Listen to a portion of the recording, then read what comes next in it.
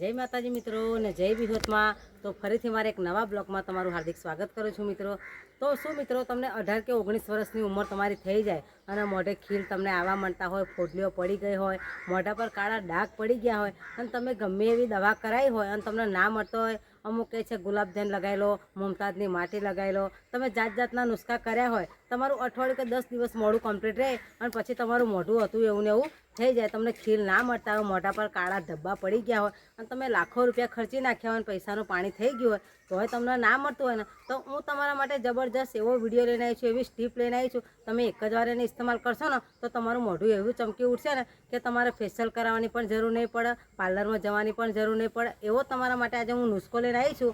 तो एक ज वार एने इस्तेमाल करवाथी तमारुं मोढुं एकदम चमकी उठशे। तो एना माटे तमारे शुं करवानुं छे, मारो विडियो में तमे बन्या रहो, विडियो पूरेपूरो जोवो तो तमने खबर पड़शे कि आपणे शुं लेवानुं छे, कई वस्तु कई मिलाववानी छे, के शेनो पेस्ट बनाववानो छे, केवी रीते लगाववानुं छे ए पण हूँ तमने आगळ विडियो में बतावी दऊं कि आपणे शुं शुं लेवानुं छे। तो मारी साथे तमे विडियो में बन्या रहो।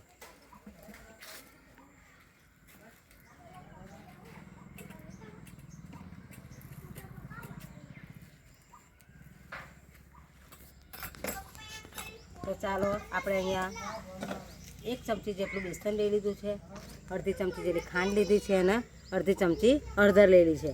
તો આપણે સૌપ્રથમ શું કરવાનું છે કે પહેલી વાર આપણે જે આ મોરસ લીધી છે ને એને પહેલાં આપણે વાટકીમાં નાખી દેવાની છે।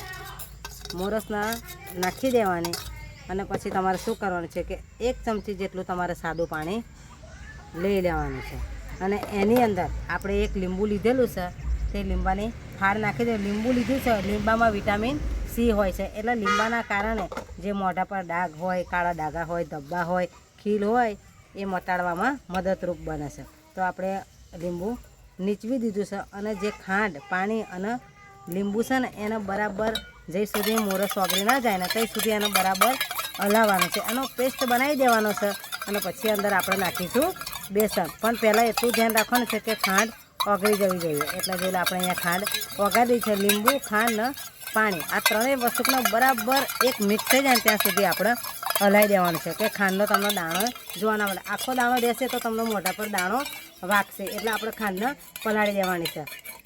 બરાબર હલાવતા રહીશું ને આપણે ખાંડને પલાળી દઈશું।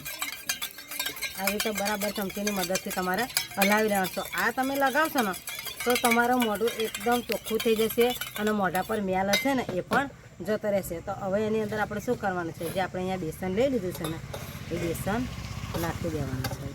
જો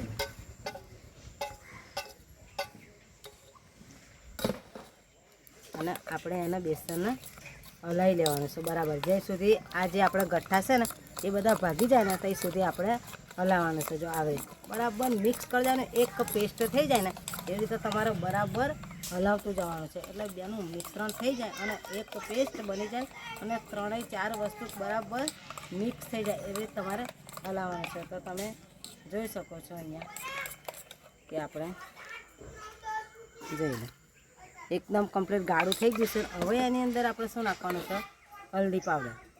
કે હલ્દી પાવડર તમે નાખશો ને તો હલ્દી પાવડર તમારે 100 ગણું કામ કરશે કે તમારા મોઢા પર ડાઘ હશે, ખીલ હશે, પોટલીઓ થઈ ગઈ હશે અને બીજું કે આંખોએ કુંડાળા પડી ગયા હશે ને આ પેસ્ટનો ઇસ્તેમાલ તમારે અઠવાડિયામાં 2 વાર કરવાનો છે।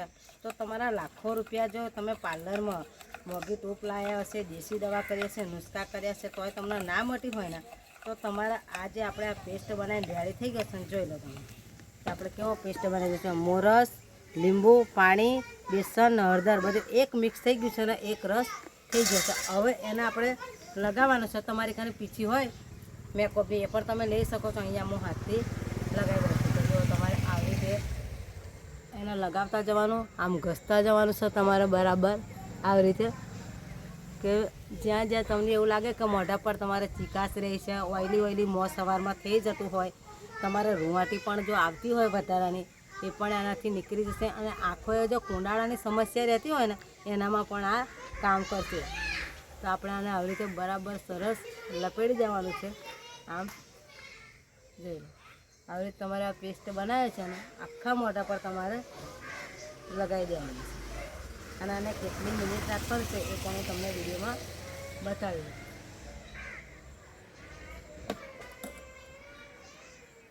રીતે તમારે ઘસી લેવાનું છે.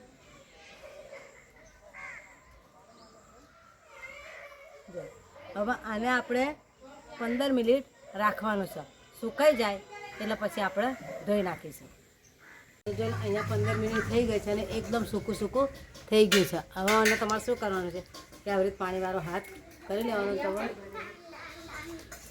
આવી રીતે આખા મોઢા પર ફેરવી લેવાના છે.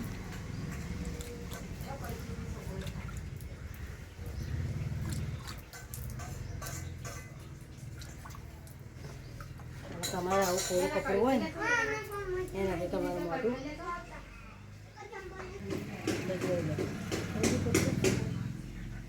એકદમ સરસ ચહેરો થઈ ગયો છે. તો આવો આ તમે એકવાર પેસ્ટ બનાવી અઠવાડિયામાં 2 વાર તમારે લગાવવાનો છે. જો તમને મોઢા પર ખીલ હોય, કાળા ડાઘા હોય, તમને ફોડડીઓ બહુ થતી હોય અને તમે દવા કરે પણ જો તમે આ પેસ્ટ એકવાર બનાવીને તમે લગાવશો ને તો તમારો લાખો રૂપિયા બચી જશે ને તમારું મોઢું એકદમ ગોરું થઈ જશે, ઓઇલી પણ નહીં રહે અને એકદમ સ્માર્ટ તમારું મોઢું થઈ જશે. તો આવા જ વિડીયો જોવા માટે મારી ચેનલને સબસ્ક્રાઈબ કરજો, સપોર્ટ કરજો. ફરીથી મળીશું એક નવા વિડીયો સાથે. ત્યાં સુધી બધાને જય વિહતની.